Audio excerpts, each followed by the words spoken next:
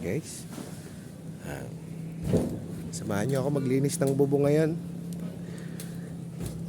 Maglinis tayo ng bubong sapagkat napakaraming dahon.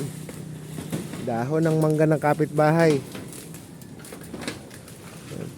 Dahil sa mangga ng kapitbahay ay dito nahuhulog sa ating bubong. At nabubulok ang bubong natin dahil sa mga sanga. Ayan o, yung mangga ng kapitbahay. Alam na kung anong kasunod na mangyayari. At syempre, ang mangga ng kapitbahay ay nakalawit sa ating bubong. Ayan. Sabi nga ng mga nakaugalian, kapag ka lamagpas sa bakod mo, ang pag-aari mo, at napunta sa kapitbahay mo, sa'yo na yan. Ayan. Kagandahan lang, kahit makalat yung dahon ng mangga, may bunga din naman. Kaya, ayan. Shout out sa may-ari ng mangga. Maraming salamat sa kalat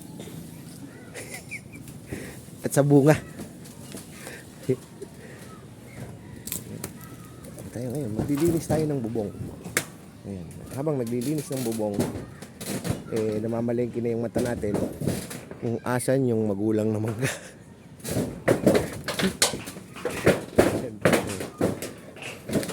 Siyempre, pag may magulang na mangga, masarap yung papakin, yung manilaw-nilaw, mga kayes.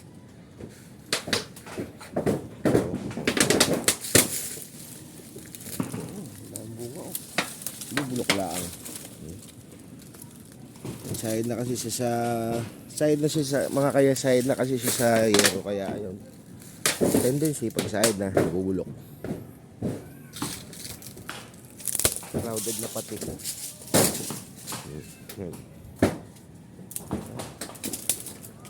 Bubulok na siya. Ay mga kaya, so ang daing bunga.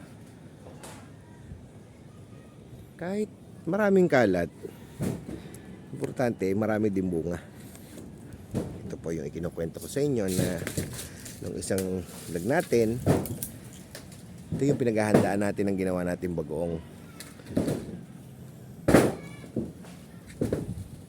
Comment nyo kung lang mas masarap, yung mura na walang bunot at buto, o yung magulang na madilaw-dilaw.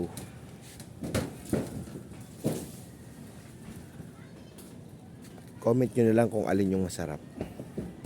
Kung alin ang mas masarap sa dalawa. Sa akin kasi pareho ko silang gusto. Kasi walang hindi gusto pag matakaw ka. Yes. Yes.